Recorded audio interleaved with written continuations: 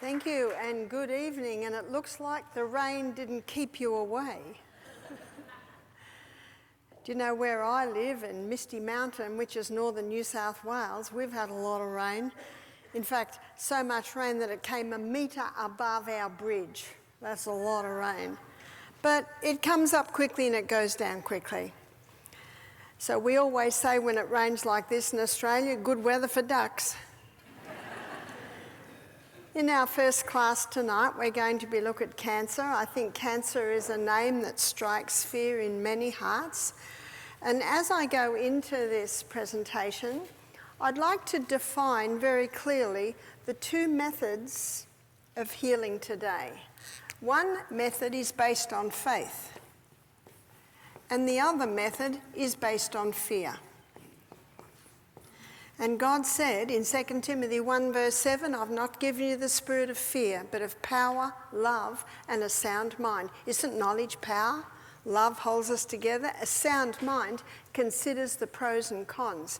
Now this method that was based on fear is based on a theory that we evolved. And because we evolved, we cannot heal. And because we cannot heal, then drugs have to be administered. But the fact is, drugs never heal disease. They just change the form and location. Yes, in a crisis, a drug may save a life, but it cannot heal. And as I mentioned yesterday in that little book, The Ministry of Healing, one of my first health books, in the chapter, The Physician, the Educator, on about the second page, in that chapter it says, let the physicians teach the people that restorative power lies not in drugs, but in nature. Our body is the only thing that has the ability to heal, and it will heal, little tiny two-letter word here, if you give it the right conditions. And those conditions are what we're going to be looking at this week. This company that was set up for drugs, or to develop drugs, is based on deception. What's deception? Not as it seems. The other method is based on faith, and it's based on the fact that we were created in the image of God. And being created in the image of God, we were created to heal. And sometimes we might need a little bit of help, and that's where we can use herbs. In Psalm 104 verse 14, the Bible says that God gave herbs for the service of man. I love that verse. They're here to serve you. Where would you like me? Where would you have me go? Whereas drugs, they're like robots. Get out of my way. I've got a job to do whether you need it or not. Big difference. So we were created in the image of God to heal, and sometimes herbs can be applied to stimulate that healing response. This is truth. And in Psalm 146, verse 3, the Bible says, put not your trust in princes, neither in the Son of Man, in whom there is no help. Who are the princes? They're the authorities in the field of medicine, the authorities in the field of government, the authorities in any field, nutrition, in herbology, in naturopathy. So when the Bible says, put not your trust in princes, it doesn't mean you don't go and get advice sometimes. But what can you do with that advice? You can take it or leave it. So when you're told you have this, you've got 6 months to live, you've got to do this, do you know what the best response is? Thank you so much for your advice. I'm going to seriously consider this, and you leave. You have got time. Cancer does not develop overnight. You have got time. The problem is, it is shocking news to be told. You have got stage 3, stage 4 cancer. You've got 6 months to live. Quick, we can get you into this treatment immediately. No matter what they say, you have time to think. And you have every right, because God's government is a government of freedom, and freedom is based on free choice. I am the master of my destiny. I am the one that chooses. That's why you say, thank you so much for your advice. I'm going to seriously consider this.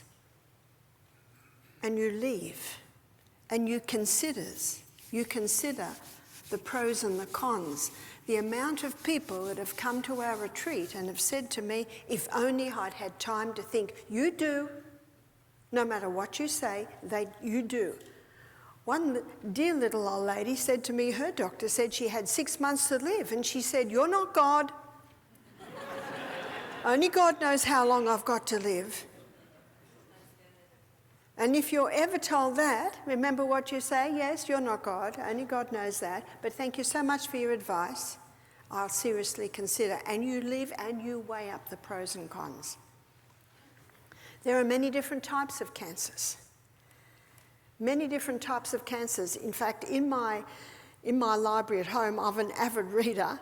I have read many books from people who've conquered cancer. Sometimes they're nutritionists, sometimes they're naturopaths, sometimes they're doctors, sometimes they are specialists, scientists, professors, or all manner of people. And sometimes there's the average man or woman who've just investigated, given these things they've discovered to their body, and they've conquered their cancer. So I'm always interested. I want to know their story. I love reading people's stories because everyone has a story. There is no one like you. And that's why I believe God designed that we each be our own doctor. Only we know what we've been through.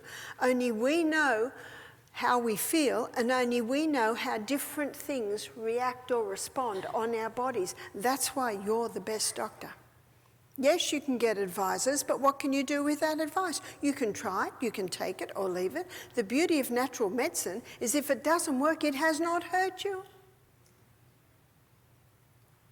And what I have found, because I'm looking at the common denominators in all these different writers who've written about their experience of conquering cancer, and I found 3 common denominators that I want to share with you. And what we say to our guests, we're going to create a condition in your body that the cancer cannot survive. So what does cancer hate? That's what we want to know. Cancer hates low glucose. Because the fact is that cancer cells consume 15 times the glucose of any other cell. Let's go inside the cell and have a look. We went inside the cell a couple of times yesterday. And remember, we looked at how the glucose goes into the cell under the action of insulin. It goes through a 20-step pathway. The 20-step pathway delivers to us 2 units of energy. The end result of the 20-step pathway is a chemical form of glucose called pyruvate. And pyruvate, as the chemical form of glucose, gets fed into what's often called the powerhouse of the cell. Called the powerhouse of the cell because this 8-step pathway delivers a whopping 36 units of energy. Whoa! How come a 20-step pathway only gives us 2 units of energy and an 8-step pathway gives 36 units of energy? The difference is oxygen. What a difference oxygen makes. Are you practicing breathing through your nose? What a difference oxygen makes. Remember, you'll get 18% more oxygen into your cells if you're nose breathing. This pathway up here has no oxygen. It's what's called an anaerobic pathway. It produces energy by the process of fermentation, whereas this pathway produces energy by the combining of glucose and oxygen. One more thing about these pathways. This pathway is a very fast pathway. Fast pathway meaning it consumes huge amounts of glucose. This pathway down here is a slow pathway. Cancer hates oxygen. In fact, cancer cannot live in the presence of oxygen. So looking at the cell, for those who know the intricacies of the cell, this is the glycolytic pathway and this is the mitochondria, specifically the Krebs cycle. Cancer runs up here. It's consuming 15 times the glucose. It's a high glucose consumer. And it runs with no oxygen. But doesn't every cell in the body need oxygen to run? Yes. But this part of the cell, it can wait for glucose. Every cell in the body uses glucose. But this part of the cell, it can wait for the glucose to come from the carrot and the macadamia nut and the lentil and the sweet potato. But what really drives this part of the cell is a high glucose diet and no oxygen. And this is actually how chemotherapy works. The cancer cell consumes 15 times the chemo of another cell because it's a high consumer. I was reading the confessions of a chemotherapy sales rep. He said he was in a conference and they were explaining chemotherapy, and the presenter said, "It's a gamble. We just hope more cancer cells die than good cells." And when he heard that, he was shocked. But what shocked him more was that no one else was shocked. I think you'd be more shocked if it was your body. And remember, I'm the master of my destiny, and freedom is based on free choice. I'm the one that chooses. Don't let anyone force you into anything. God's government is a government of freedom. God is a gentleman. He never forces. So whenever a government brings in mandates, that is not of God. Because God's government is a government of freedom, free choice. So if we have a guest and I'm explaining everything I explained today and they go, "Nah, I'm actually going to go with chemotherapy," do you know what my response to that is? Okay. Because it's their choice. It's their choice. I can't force anyone to do anything. What I do is I present information and I leave the results with you. What will you choose? That's why if someone rings up and says, "I really want my daughter to come to your retreat," my next question is, does she want to come? And they often say, "I'm working on it." You know, the old saying, a man convinced against his will be of the same opinion still. Cancer hates an alkaline environment. Cancer thrives in high glucose. Cancer thrives when there is no oxygen, and cancer thrives in an alkaline environment. A lady rang me up. She said, "Barbara, I've got some exciting news in America at some laboratory. They're doing research on cancer. They're finding that it consumes a lot more glucose than most cells, and it thrives in an anaerobic environment."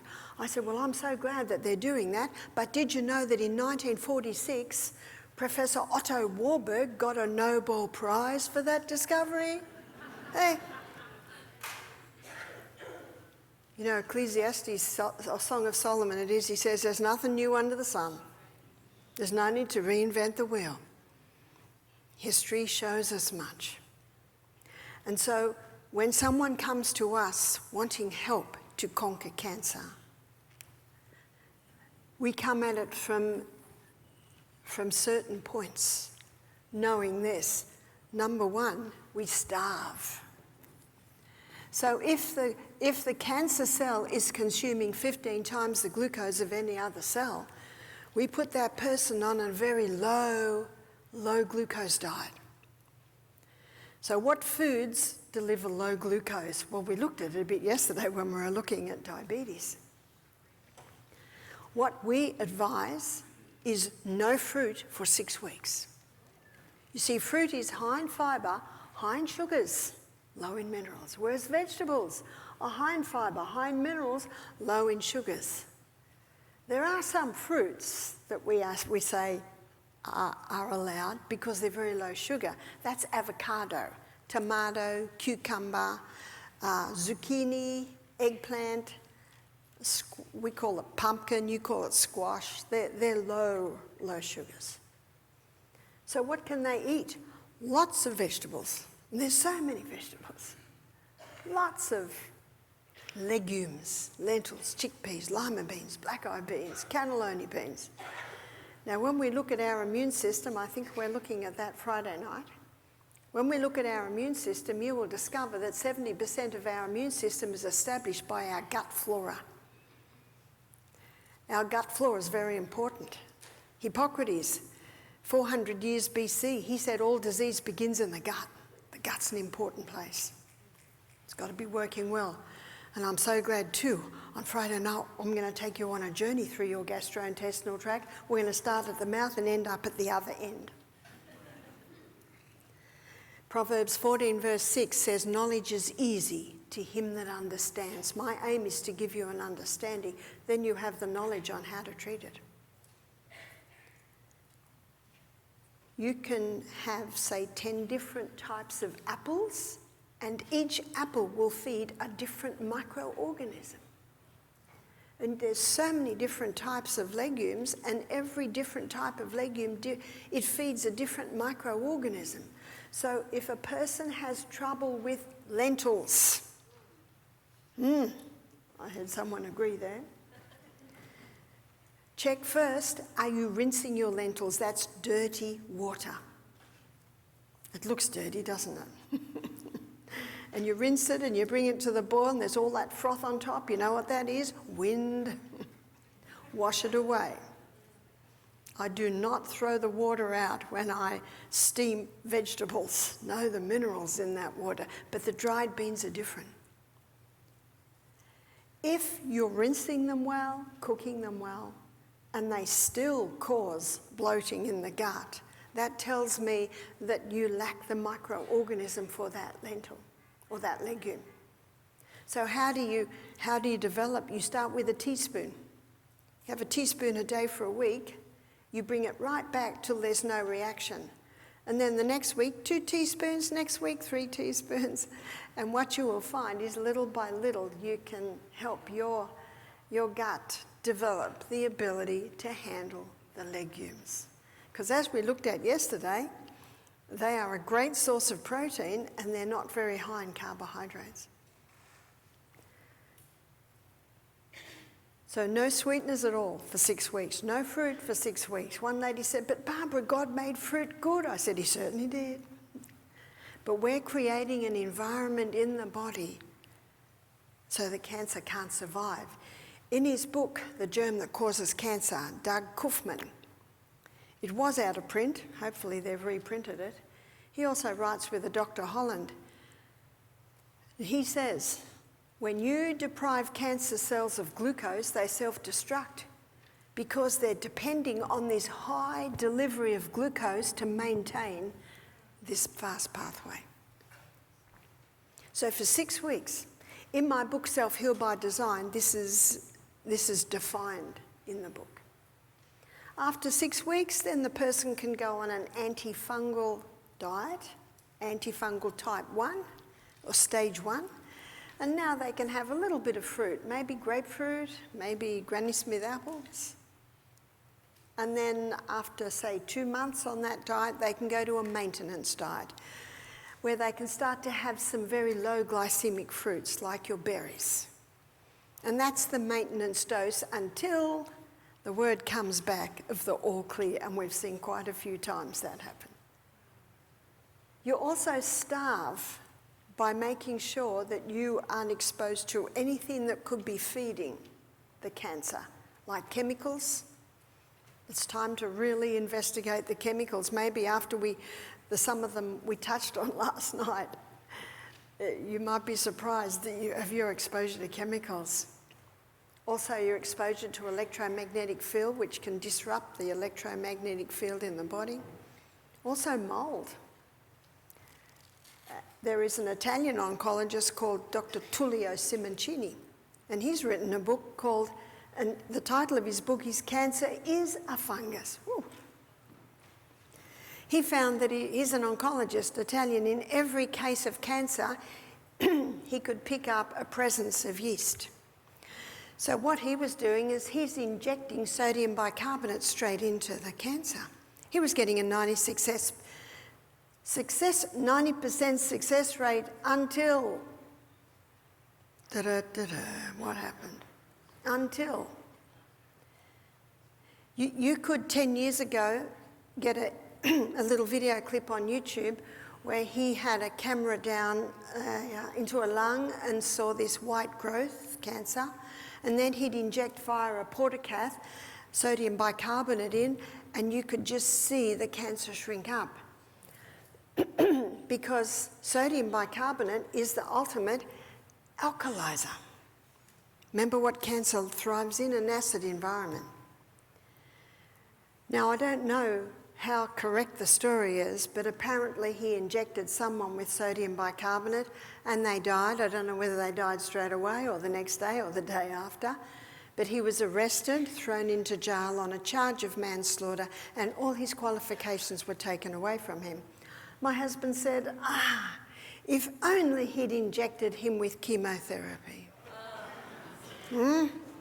How many die from chemotherapy and there is no ramifications?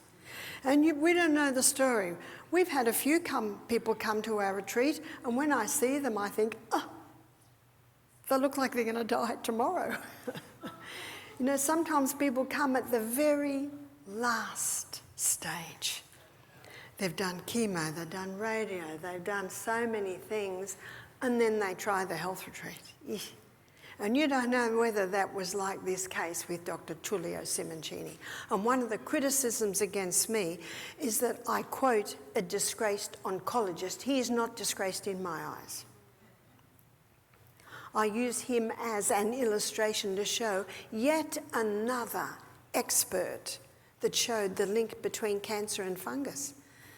Another book that I have in my retreat is he's a professor, Constantini. He's former head of the World Health Organization, Department of Mycology. What's the Department of Mycology? The department that studies fungus. And in his books, he's got three main books that I know of: The Garden of Eden Diet, Breast Cancer, Hope at Last, and another one on prostate. And he quotes 30,000 medical research papers showing the link between cancer and fungus. And what you'll find is cancer loves high glucose and fungus loves high glucose. Cancer loves when there's no oxygen. Same with fungus. It can't grow in the presence of oxygen. Cancer thrives in an acid environment, and so does fungus, so you certainly see some similarities there. Another writer, Professor Constantini's Germany, Tullio Simoncini, Italy. We've got another American writer, yes, Doug Hoffman and Dr. Holland, but also Dr. Colin Campbell, who wrote the book The China Study. And he also showed the link between cancer and fungus. He was asked to go to the Philippines. Children were dying of liver cancer between the age of 8 and 10 years of age. And he found the common denominator was peanut butter. And when he tested peanut butter, it contained the mold Aspergillus. And Aspergillus is the mold that gives off aflatoxin. And aflatoxin directly affects liver. And he did a lot of experiments with this. He injected many rats with aflatoxin. He gave them, because they live in 2 years, and you can see what will happen into a rat, what happened to us in, say, 70, 80 years. He presumed that the wealthy children would be living and the poorer children were dying, but the opposite was true. The wealthy children were dying and the poorer children were living, and the only difference was the diet. The poorer children were eating a lot of vegetables, rice, bit of soy, bit of fish, whereas the wealthy children living in the city, in fact, Time magazine called it in China the meat-sweet diet. High meat, high dairy, high refined foods, high sugars. They were the ones that were dying. And this shocked Colin Campbell because in med school he was taught you need meat for protein and you need milk for calcium. That's unfortunately about all they're taught. And yet what he saw in the Philippines was opposite to what he thought he would find. So what he did was he did a lot of experiments on this. He'd get 20 rats and 10 of them he'd feed a 20% animal protein diet, and the other 10 rats, 5% animal protein diet, and he injected them all with aflatoxin. 20% animal protein diet in human standards is meat and dairy 3 meals a day. 5% animal protein, maybe once a day, a small amount. After 2 years, every rat on the 20% animal protein diet were dead or dying of liver cancer. The other 10 that only got 5% animal protein, no cancer at all. Just to shows it's actually not being exposed to this, it's the environment it finds. Do you remember one of the first things I said? That I say to our guests, we're going to create an environment in your body where it just can't survive. Because it's the body and the body alone that can heal us. Dr. Colin Campbell did another one, 20% vegetable protein, injected them all with aflatoxin, no cancers. See, they just thrive where the environment is right. Let's make an environment where they're not getting their favourite food, which is glucose. Get all exposure to chemicals and molds. And I've had several guests. One very sad story of a lady came to us. She was only 38, had 3 little children. She had advanced breast cancer. And when she heard the lectures, she went, oh dear. I said, what is it? She said, my house. She said, I live on the no sun side of the house. She said, I've got big trees around where my bedroom, ensuite and wardrobe is. My shoes are always going mouldy. My belt's always going mouldy. And she's the cleaner, and every time she wipes it, she's breathing in the mould. In fact, she contacted her husband and said, I can't go back to that house. SBS Television, it's an Australian television station, they've put out a series about 10 years ago called Is Your House Killing You? And it's 2 DVDs and there are 7 shows. We show it to our guests, and just about every series, people were sick, they got the team in, mould. It can be mould in the basement, it can be mould behind the walls, you don't even know it's there. Because I don't live in a mouldy house, I can go into a room and I can immediately smell that it's mouldy. In fact, I was in a house recently, but within half an hour I could not smell it. You get used to it and you don't even realise it. I give the history of mould, and I show in Bible times the house had to be destroyed. The clothes had to be burnt. If there was mould, this is toxic stuff. That's why I wrote the book Self-Heal by Design, because of an ignorance on the average person to the dangers of mould. I was unaware.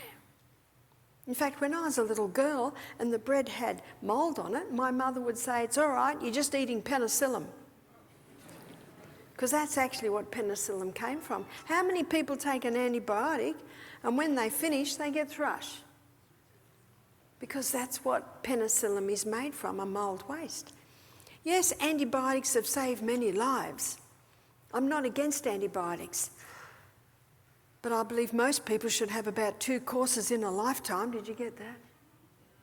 One lady told me that her little granddaughter had 22 courses in the first year of life. Ooh, that hurt to hear that.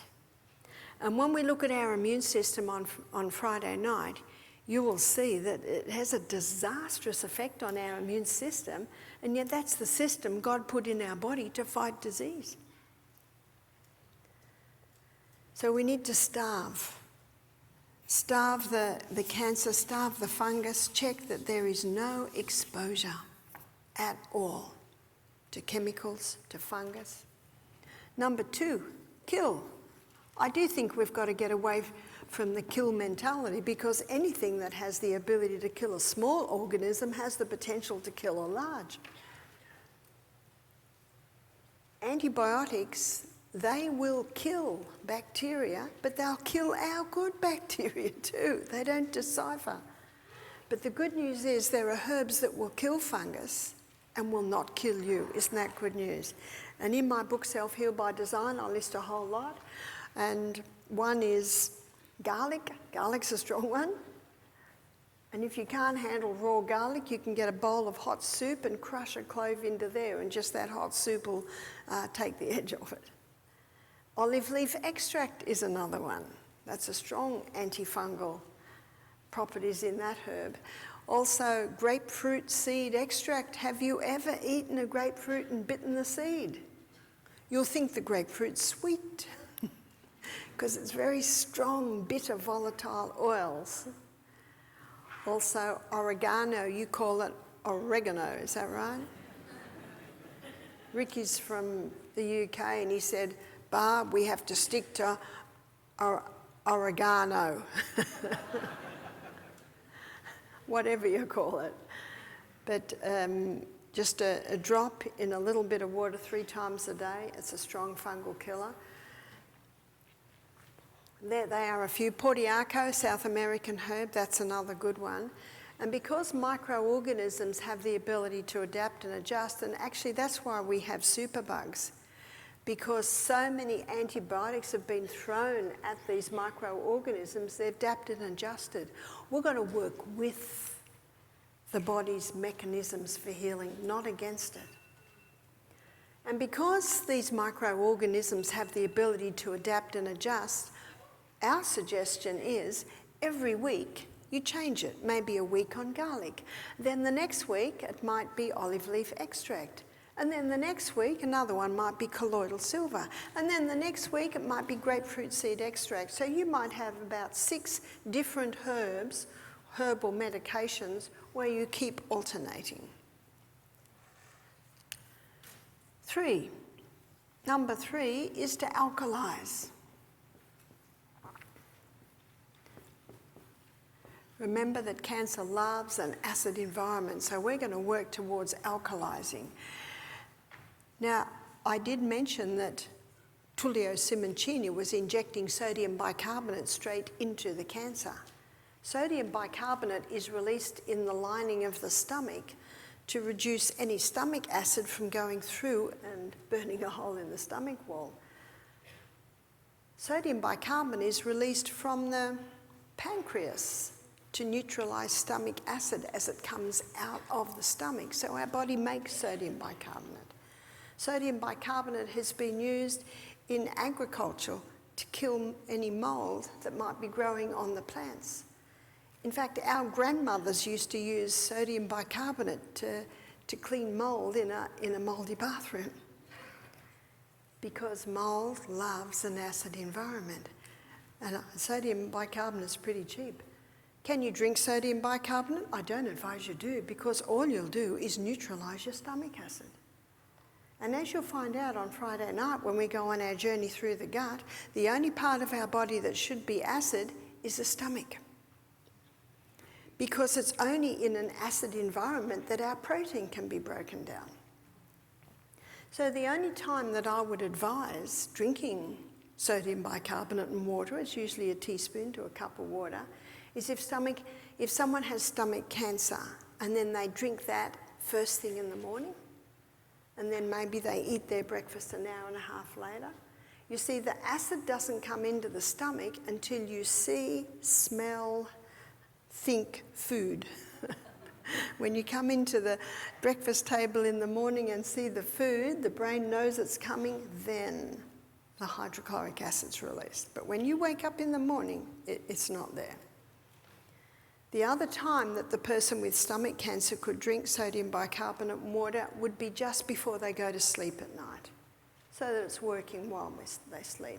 Sodium bicarbonate alkalizes what it touches.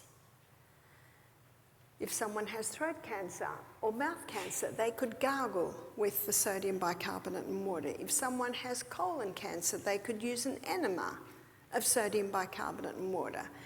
If a lady has cervical cancer, she could douche with sodium bicarbonate and water. Remember, it's just what it touches. How do we alkalize the tissues? We can alkalize the tissues with green drinks. Green drinks we use at Misty Mountain, and we gather wild greens, we do pumpkin tips, we do all sorts of edible greens from our gardens. And we always put a lot of mint in so it tastes all right. We blend 4 cups of wild greens with 4 cups of water. We blend it, we strain it, and then we put it into little bottles. And that's green water, and it tastes like you're drinking liquid grass. That's why I put mint in it, so it tastes a little bit better. Or sometimes we might put some lemongrass in it to have a little bit of a different flavour. But green drinks are very high in the alkaline minerals. This is the molecular structure of human blood, and this is the molecular structure of plant blood. It looks almost identical. So that's the plant and that's the human. And of course, plant blood is green and human blood is red. But there is one difference. The middle molecule in plant blood is magnesium. The middle molecule in human blood is iron. So especially for blood cancers, lymphomas, the green drinks are wonderful cleansers and alkalizers of the blood. Now, if you don't have wild greens and you can't make the green drinks, you can buy green barley powder and mix that, a teaspoon of that with a little water and maybe a squeeze of lemon, and have that 3 times a day. Because when that green juice gets out of the blood and into the tissues, it alkalizes the tissues. You can even buy liquid chlorophyll and have maybe a half or a teaspoon of that 3 times a day. Super greens, anything green. Another way to alkalize is, yes, the sodium bicarbonate, but as I just mentioned, it's only going to alkalize what it touches. And it was probably about 20 years ago, a Canadian doctor gave me a recipe for sodium bicarbonate wraps. And the sodium bicarbonate wraps are where we use 2 kilos of sodium bicarbonate, 5 litres of very hot water, and the juice of a lemon. And we dip towels in there, wring them out, wrap them around the torso, then cover it with a blanket. Must be wool. And then a leg, and then the other leg, an arm and an arm. So the whole body's wrapped up in hot sodium bicarbonate infused towels. And then we wrap the whole body in a woolen blanket. Can't be any other blanket but wool. Wool will insulate, and it'll breathe. So what happens is when the body's in that, the pores open and the skin starts to absorb the sodium bicarbonate. You can Google Barbara O'Neill sodium bicarbonate wraps, or sometimes they're called alkaline wraps, where you'll see a little video clip of me demonstrating how to do the sodium bicarbonate wraps. What also alkalizes is the hyperbaric chamber, because oxygen alkalizes. And I know that in Eden Valley, a health retreat in Colorado, they have hyperbaric chambers. Hyperbaric chambers were developed to help divers with bends. When we breathe in air, that air is 79% nitrogen, 21% oxygen. So what would happen with the divers, they'd come up too quick from down deep in the ocean, and they could not breathe out the nitrogen quick enough, and it would go into little bubbles in their joints, in their muscles, and be very painful. That's the bends. So the developed hyperbaric chambers, because Henry's law states that under pressure, more gas goes into liquid, and of course the gas is oxygen and the liquid is our blood. But what they discovered is those hyperbaric chambers are also very helpful in increasing wound healing, especially for the diabetic, but also helping people to conquer cancer. Because remember, cancer hates oxygen, and the hyperbaric chamber ups the oxygen content in the body. These all help to alkalize, but also in my book, Self-Heal by Design, I have a chapter on the acid-alkaline balance in the body, showing all the foods that have a alkaline effect. It probably doesn't surprise you to know that the most acid-forming foods are refined sugar, caffeine, meat, dairy. There is a big difference between the cow's milk in the supermarket and the milk coming straight from an organic cow as raw milk. I certainly recognise that milk can be more on a neutral pH.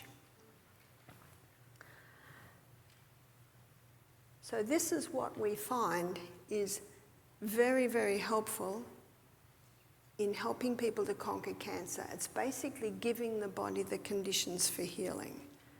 And we've seen many people conquer cancer. We can never predict what will happen. If someone comes to our retreat wanting help to conquer cancer, we say to people, we see 3 outcomes. Number 1, we see people heal. Not in a week, but they contact us maybe 6 months or a year later and tell us they've got the all clear. So the other result we see is 6 months go to 6 years. And the third one is we've seen the last days made more comfortable. Sometimes people come and it's just the very end of the road. And when they do pass, maybe 3 months later, their relatives ring us up and say, thank you. Thank you so much, because they died with dignity. That the natural remedies brought them peace and brought them relief in those latter days. We had a lady attend our program and she said to me, I've got advanced breast cancer. I've gone through all the treatments. We see this again and again. A person goes through chemo, they go through radiotherapy, surgery, and they're told 6 months later they've got the all clear. 2 years later, now it's in the bones. And I've seen this many times. They have more chemo. Then they're given the all clear. And then another year, sometimes 2 years later, actually sometimes 5 years later, now they've got brain cancer. Were they healed? No. See, if you don't find the cause, you will never have a cure. And there is not one cause. There can be many. But there is one that is often bypassed. And this is a big factor in all cancers of the hormonal system, and that is a hormonal imbalance. The number 1 hormone in the human body, in men and women, is progesterone, and progesterone is often called mother. And the reason why progesterone is called mother is because from progesterone comes testosterone. You could say this is her son. This is the male hormone. And also from mother comes the female hormones, estrogen. Now progesterone, as most mothers, she plays a protective role on testosterone. So in a male, when progesterone levels are as they should be, that plays a protective role in testosterone. And when a man has prostate cancer, one of the reasons why he has prostate cancer is because of the disruption in testosterone levels to the point of causing inflammation of the prostate. And estrogen's main role in the body is that of a cell proliferator. What's cell proliferator? Cell proliferator means causes massive cell growth. Estrogen's not bad because it's estrogen that causes the skinny young girl to develop into a beautiful, shapely woman. But if estrogen levels remain high, the beautiful, shapely woman can get out of shape the other way. The Australian Cancer Foundation have stated that estrogen is a known human carcinogen because estrogen, when the levels of estrogen rise with its cell proliferator action, that in itself causes a disruption in testosterone, contributing to testicular cancer and also prostate cancer in men. But in women, this rise in estrogen with its cell proliferator action is causing massive cell growth in the ovaries, This can start with cysts on the ovaries and it can develop to ovarian cancer, causing massive cell growth in the uterus. This can begin with fibroids, even develop into tumours, causing massive cell growth in the breasts, starting with maybe cysts, calcium deposits, even going to breast cancer. A lady came to me, it was about 5 years ago now, and she said, 5 years ago I was diagnosed with breast cancer. I had both my breasts taken off. They cut me from hip to hip, took the fat out and built 2 new breasts. But she continued to party, she continued to eat badly, she continued to go to bed at midnight every night, and she did not realise she had to balance her hormones. So what's one of the main causes of this rise? It's the contraceptive pill. In fact, Elaine Hollingsworth, she has passed now, but she was a writer, a health writer in Australia. She calls the pill the mass murder of millions of women. Whew, strong words. Because that's what the pill does. It causes this rise in estrogen. It causes a disruption in the balance of the hormones so the woman doesn't fall pregnant. But if this disruption's happening month after month after month after year after year after year, guess what's happening to estrogen? It's going up, up, up. And guess what's happening to progesterone? Mother hormone's going down, down, down. And it's the mother hormone that is designed to keep the estrogen and testosterone in their proper levels. And how many women in the 1960s, 70s were on the pill? 1960s is called the sexual revolution. Women wanted to be able to have sex without falling pregnant, and no one mentioned that there was any danger. And only now are we starting to see it. If a woman's on the pill for 7 years before she gives birth to her babies, her man and woman child can both be born with an imbalance. This explains the amount of couples that can't have children. The man's got low sperm count. Or another common problem, sadly, is penile dysfunction. The current figures are 50% of men over the age of 50 are struggling with this. Where's my why? There is always a reason. Newton's third law of motion states to every action there is an equal and an opposite reaction. Proverbs 26 verse 2 states that the curse causeless shall not come. It's Old English. It means no problem, no curse, no disease happens without a cause. There is always a cause. That's why we all should be private investigators. And sometimes it is the mouldy house, but it's also the pill, but it's also the high sugar diet, but it's also the exposure to chemicals. It can be a whole lot of little things. That's why it's important to know your history. Part of being your own doctor is documenting your case. Find out about your birth, find out about what you were fed, find out about how many shots you had. Because we are what we are today because of all that. We can't change that, but I'm curious. I want to know why. Maybe it's because my father was an inventor. He instilled it in my brain. I wasn't happy when I was 18 though. When it was time to get my licence, you have to be 18 in Australia, I had to learn how an engine works before I got my licence. I was not happy. None of my girlfriends had to learn that. But I am now thankful today that Dad drilled into our minds to know why. Maybe this is why my brother's an inventor and my 3 sisters are all scientists, to know why. But we should all be inventors, we should all be scientists, investigating the causes, because there's always a cause. You might not know every cause, but you start to get an indication. So how can we bring back the balance? How can we reinstate mother? Whether it's man or woman, mother needs to be reinstated because mother brings that estrogen down. Mother progesterone protects testosterone. Psalm 104 verse 14, the Bible says, God gave herbs for the service of man. And in the wild yam, the Mexican wild yam, God put a chemical called diosgenin. And when this diosgenin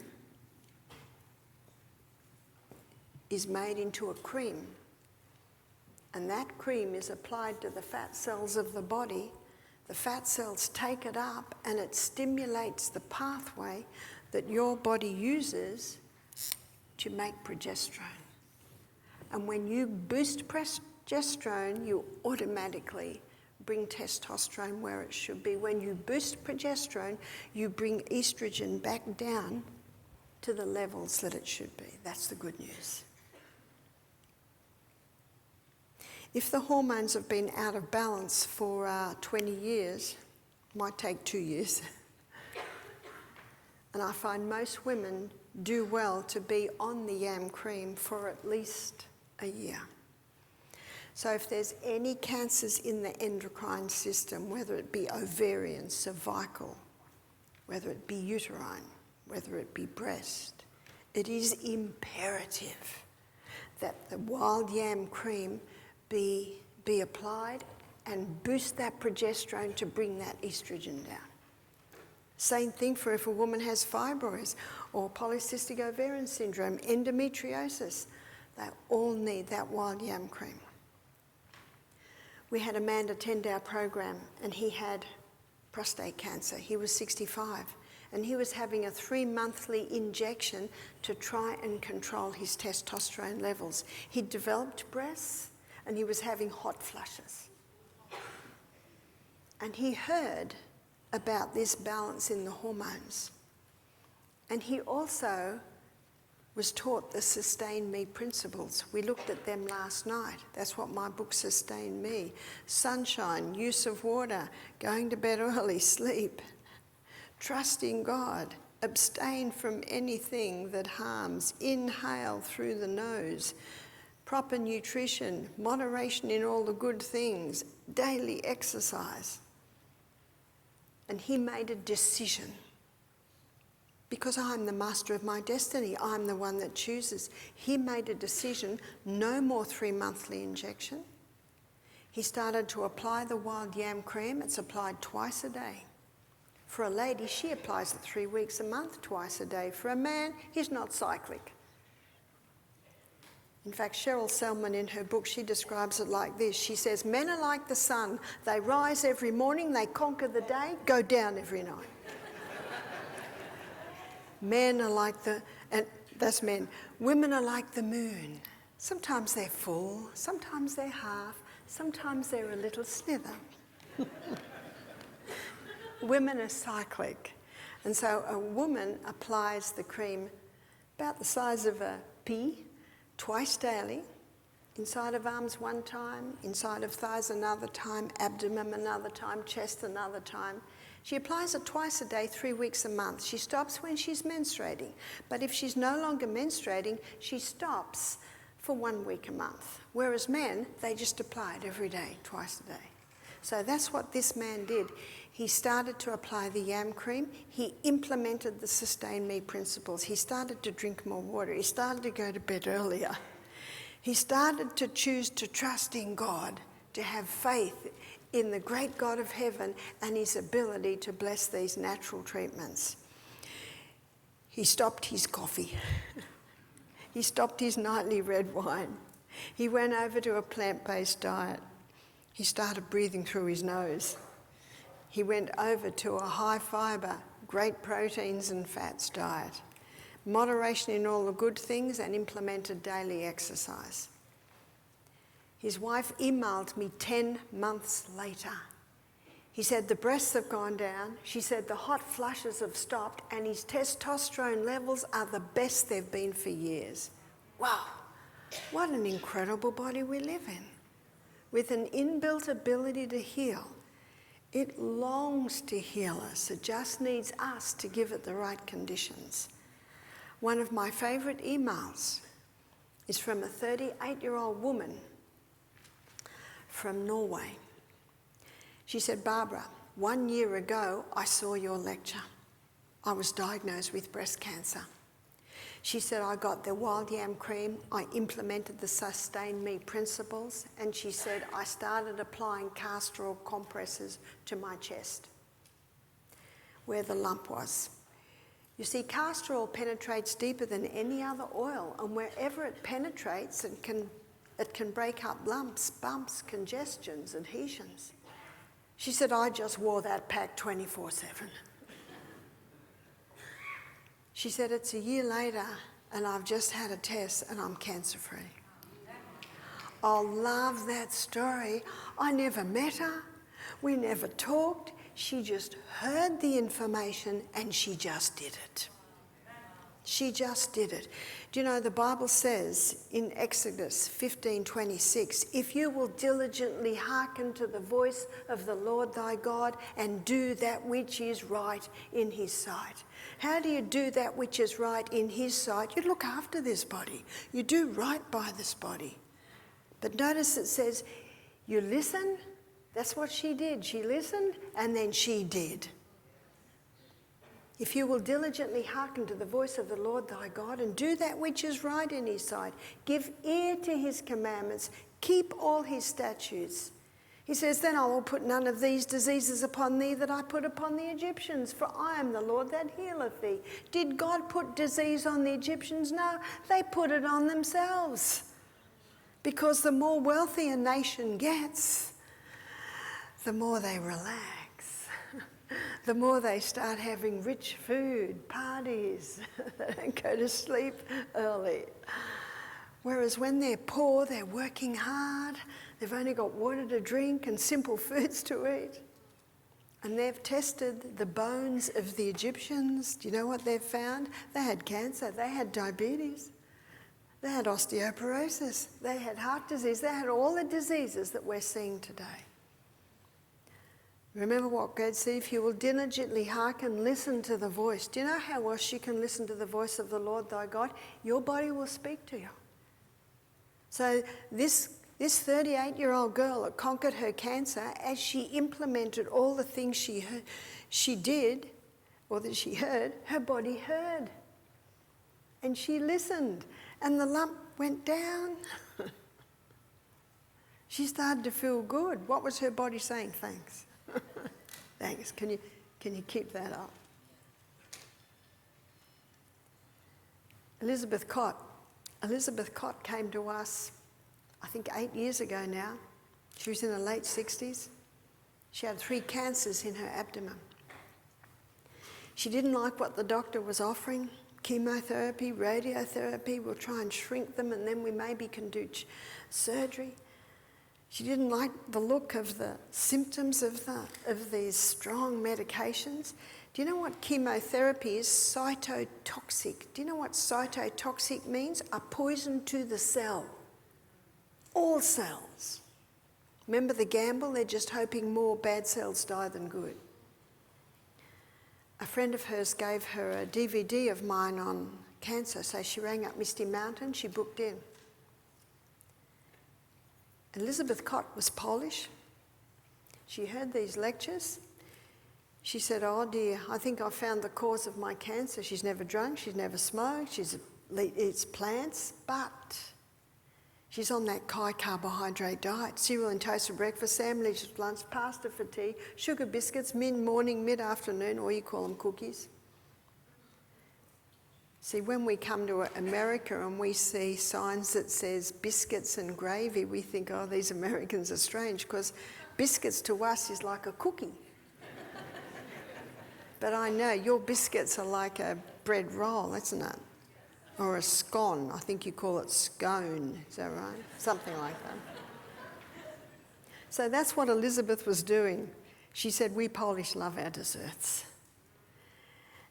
And she said, I used to make a meringue, a dessert for church. It would be this big, and I think they beat egg whites and sugar, and then you put cream and fruit on top. So she said, I'd do one this big, and I would put in 16 cups of white sugar.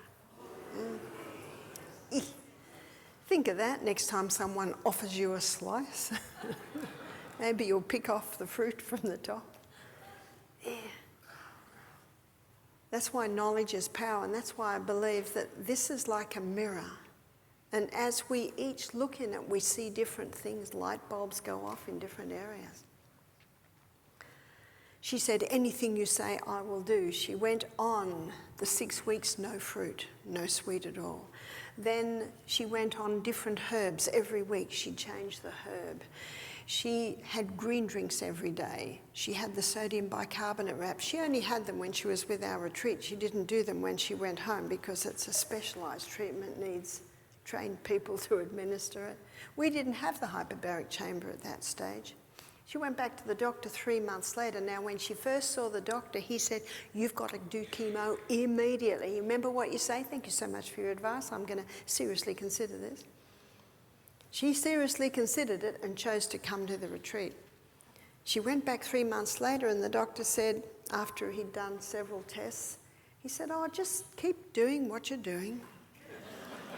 What did he say the first time? You got to do chemo immediately. All her inflammatory markers are down, all her cancer markers were down. The next time she visited the doctor, it was a year after her first visit. One of the tumours had totally gone. 6 months later, another visit, another tumour totally gone. When she visits the doctor today, the specialists, the oncologists, they all come in, they can't understand it. Now, the Healthcare Complaints Commission, the government body that decided to ban me, they claimed that she was a fictitious person. She said, give them my phone number. I said to her a few months later, did they ring you? She said, no, they wouldn't dare. And we have seen such a case many times, which is the good news. We cannot tell what the outcome will be. Sometimes I've seen people, they're young, they're eager, and I hear a year later they've passed. And then I see someone else and they're not as young and it's quite advanced. Then I hear a year later, cancer-free. I can never predict. But I met a lady in Los Angeles last November. She was a woman in her late 40s, and she gave me her book to read of her cancer journey.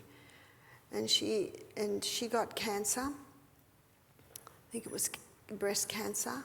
So she was taken to the chemotherapy unit because she didn't think there was anything else. And most people don't realise there are options. She started to take the chemotherapy medication. She started to get nauseous. She said after being on the chemotherapy for, I think it was about 2.5 months, she had diarrhea and vomiting 37 times a day. By the 4th month, she could not walk. She had peripheral neuropathy so bad. And when she tried to walk, it was like treading on razor blades. She got thinner and thinner because she couldn't eat. So they tried to put a drip in her arm, but they couldn't find a vein. She was so dehydrated. Her arms were so bruised. She was a dark lady that had dreadlocks. One by one, her dreadlocks just fell.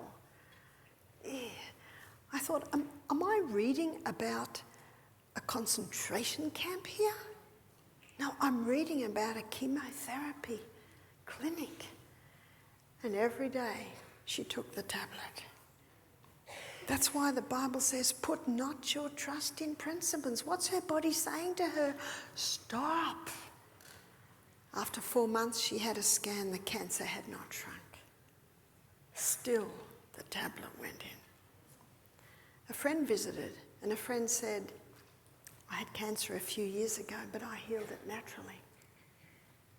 That's all she said. So when she left, this lady started to Google. Has anyone else cured it naturally?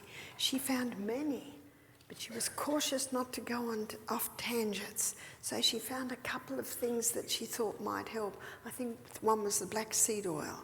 Another was turmeric, which helped to get inflammation down. She asked her husband to go and get them. Then she made a decision, no more chemotherapy. And she didn't tell anyone. She took the tablet every day, put it in her mouth. When they found out, she just She didn't even tell her husband. She said that was the hardest thing, but she knew that he would pressure her to continue because he believed the princess, that this would save her life. And her family, they didn't want her to die. Little by little, as the weeks went by, the nausea stopped. The diarrhea and vomiting stopped. Little bits of hair started to grow. She went to physiotherapist. At first she could only do 2 steps and then she had to sit down. It was so painful on the bottom of her foot. But she continued, and little by little she was able to walk again. I think it was about 6 months after she had stopped the chemo. She was starting to look good. The hair was growing, no more diarrhea and vomiting, no more nausea. She was starting to eat. She went all organic, and she went only plant-based. And then it was after 6 months she had a test and all the cancers were shrinking. She still didn't want to tell her husband quite yet. It was the hardest thing I've had to do, but she said, I knew that they wanted me to do the chemo, they wanted me to live. Do you know that lady totally recovered? I think she told her husband after 9 months. She totally recovered. She is cancer-free. I met her. Beautiful looking woman with her lovely thick hair now. Yeah.